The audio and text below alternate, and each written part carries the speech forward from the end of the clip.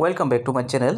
বন্ধুরা, আজকের এই ভিডিওতে আমি আলোচনা করব হচ্ছে partners monetization policies. Content monetization policy এবং ফার্টনার্স মনিটাইজেশন পলিসি, এই দুইটা পলিসি কিন্তু আপনার জন্য খুবই গুরুত্বপূর্ণ। আরও পলিসি আছে, সেই পলিসিগুলো একটা একটা আমি নিয়ে আসবো ভিডিওতে। তো আজকে হচ্ছে ফার্টার্স মনিটাইজেশন পলিসি। বিষয়টা হচ্ছে ক্লিয়ার, অর্থাৎ আপনি যদি আপনার পেজটা মনিটাইজেশনে যায়, তখন যে কোনো অ্যাড যখন আসবে, সে অ্যাডগুলো কিন্তু ফেসবুকে একটা নির্দিষ্ট পার্সেন্টেজ কেটে রেখে বাকি অংশটা কিন্তু আপনাকে দেওয়া হবে। এই যে পার্টনার্স, অর্থাৎ ফেসবুকের যে রুলস রেগুলেশন আছে সেগুলো অ্যাকসেপ্ট পর, টার্মগুলো অ্যাকসেপ্ট করার পর ফেসবুকের সাথে আপনি যে পলিসিতে ইনভলভ হবেন সেটাকে পার্টনার্স মনিটাইজেশন পলিসি বলা হয়। তো পার্টনার্স মনিটাইজেশন পলিসির ক্ষেত্রে ফেসবুক কি বলছে দেখুন, Facebook's monetization eligibility standard are now call partners monetization policy. তো এখানে অনেক কথা রয়েছে।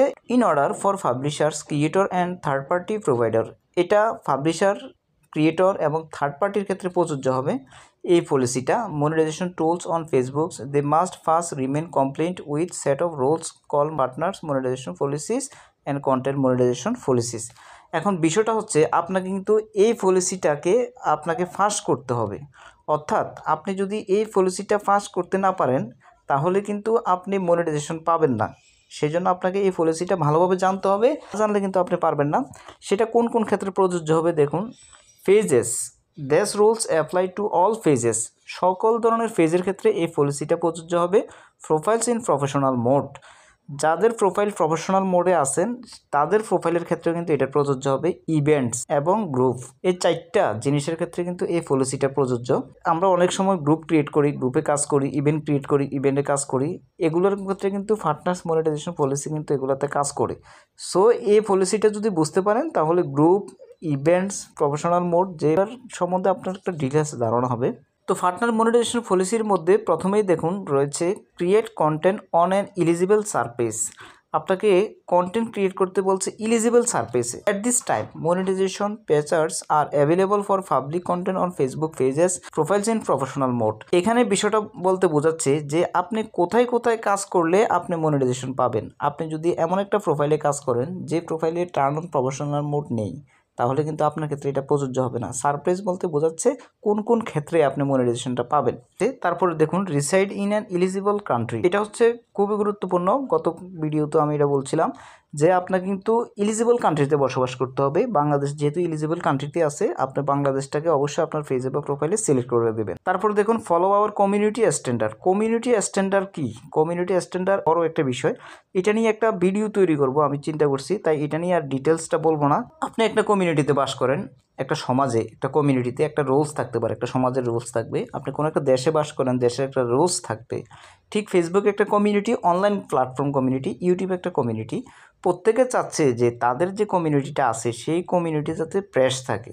কারণটা হচ্ছে কি, এখানে অনেক ধরনের মানুষ আসবে, অনেক ধরনের মানুষের গ্যাদারিং হবে। এখানে যদি আপনি আপনার কমিউনিটিতে নীতি বা রুলস রেগুলেশন ঠিক না রাখতে পারেন, তাহলে কিন্তু মানুষ এখানে ওই কমিউনিটি থেকে মুখ ফিরিয়ে নেবে। এই কমিউনিটি স্ট্যান্ডার্ড গাইডলাইনটা ফেসবুক নিয়ে এসেছেন, সেটা নিয়ে অন্য আরেকটা ভিডিওতে আমি ডিটেলস বলার চেষ্টা করব। Follow our content monetization policies.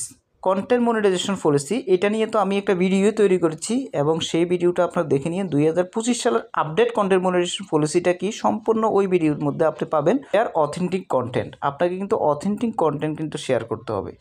Authentic content বলতে কি বোঝাচ্ছে দেখুন, creator, publisher and third party providers posting content flagged as miss information and false news may be ineligible for may lose their eligibility to monetize। আপনার কন্টেন্টের মাধ্যমে কোনো একটা false information দেন, যেটা হচ্ছে মিসলিডিং মেটাডাটা আর কি। অর্থাৎ যেই কন্টেন্টের মধ্যে আপনি যদি কোনো একটা মিস ইনফরমেশন দেন, ভুল কোনো একটা লিঙ্ক দিলেন সেখানে, অর্থাৎ যেমন প্লে স্টোরে যে প্লে প্রোডাক্টগুলো আছে সেই প্রোডাক্টগুলো কিন্তু ভেরিফাইড, কিন্তু আপনি যদি এমন একটা অ্যাপসের রিভিউ দিতে যান যেটা আসলে ভেরিফাইড অ্যাপস নয়, সেই ধরনের রিভিউর ক্ষেত্রে কিন্তু আপনার এই মনিটাইজেশন এই রুলসটা কিন্তু প্রযোজ্য হবে। অর্থাৎ আপনাকে কিন্তু অথেন্টিক কন্টেন্ট নিয়ে কাজ করতে হবে। Creator and publisher posting content reported to Facebook as unlawful by an authorised entity may be ineligible or lose their eligibility to monetise. এখানে অনেক ধরনের কথা রয়েছে, যে কথাটা বলছিলাম ক্লিক বাইট, সেনসেশনাল, এখানে সেক্সুয়ালিজম বা যেসব সেন্সিটিভ ধরনের কন্টেন্ট, এই ধরনের কন্টেন্ট নিয়ে কিন্তু আপনাকে কাজ করা যাবে না। অথেন্টিক কন্টেন্ট নিয়ে আপনাকে কাজ করতে হবে। তারপরে যে বিষয়টা সেটা হচ্ছে মনিটাইজ অথেন্টিক এনগেজমেন্ট। এই জিনিসটা খুবই গুরুত্বপূর্ণ। এখন যেহেতু কন্টেন্ট মনিটাইজেশন পাওয়ার জন্য এনগেজমেন্টটা খুবই গুরুত্বপূর্ণ বিষয়। তো এনগেজমেন্টের ক্ষেত্রে দেখুন মনিটাইজ অথেন্টিক এনগেজমেন্ট।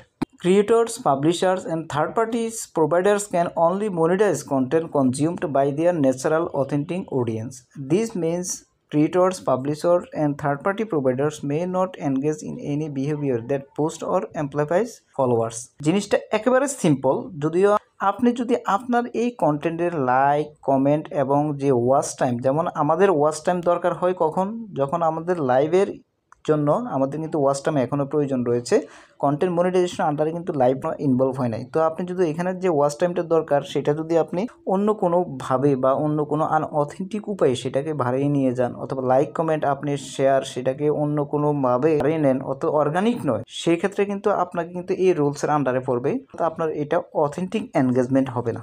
নিচে দেখুন রয়েছে this includes manufactured sharing which is coordinated distribution of content often for compensation and high volume course posting, pages managed by third party providers such as multi-channel networks।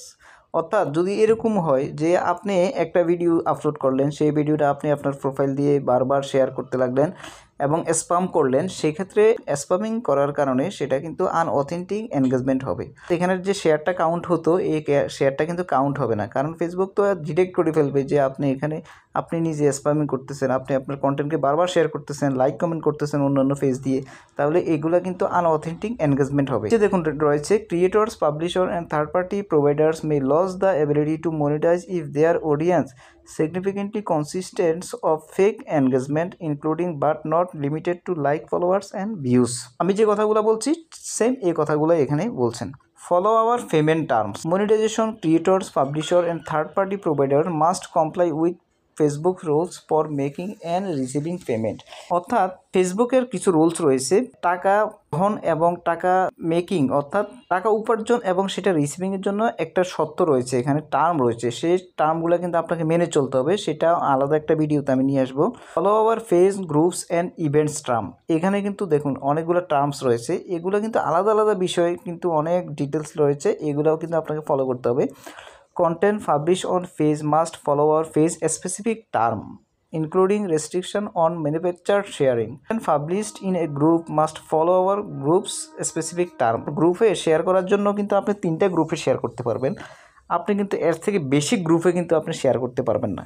Events specific term একটা রয়েছে, এইগুলো কিন্তু আপনাকে মেনে চলতে হবে। তারপরে develop and established presence, এটার মধ্যে গেলে দেখুন creator, publisher and third party provider must have an the authentic established presence of Facebook to be eligible for all monetized features. This means having an established presence for at least 30 days to gain access to in-stream ads. This also includes maintaining sufficient followers base indicate by your Facebook followers and a minimum number of videos। এখানে বোঝাচ্ছে যে আপনি কিন্তু authentic, অর্থাৎ আপনি আপনার প্রেজেন্সটাকে আপনি কিন্তু উপস্থিতি দেখাতে হবে ফেসবুকে। বিষয়টা হচ্ছে একেবারেই ক্লিয়ার। এখন দেখবেন যে ফেসগুলোর মধ্যে নিজের ফেস দেখিয়ে ভিডিও করতেছে তারাই কিন্তু কন্টেন্ট মনিটাইজেশনটা খুব সহজে কিন্তু পাচ্ছে, ইনস্ট্রিম অ্যাডের সেট আপটা পাচ্ছে। কারণটা হচ্ছে এটাই, ফেসবুক অথেন্টিকেশনের উপর খুব জোর দিচ্ছেন এখন। অর্থাৎ আপনাকে কমপক্ষে 30 দিন পর্যন্ত আপনাকে এই ধরনের কাজগুলো কিন্তু আপনাকে করে যেতে হবে। এখানে 30 ডেজ বলতে এটাই বোঝাচ্ছে যে আপনাকে একটা এস্টাবলিশড করতে হবে আপনার অবস্থানটাকে মিনিমাম 30 ডেজ পর্যন্ত, অন্তত পক্ষে কিছু ভিডিওর মধ্যে হলো 30 ডেজ পর্যন্ত আপনাকে এভাবে কিন্তু নিজের ফেস দেখিয়ে ভিডিও তৈরি করতে হবে। তারপরে দেখুন follow our rules for politician and government, অর্থাৎ রাজনীতিবিদ এবং সরকারের পক্ষ থেকে কিন্তু ফেসবুকের রুলস রয়েছে, সেগুলোকে আপনাকে ফলো করতে হবে।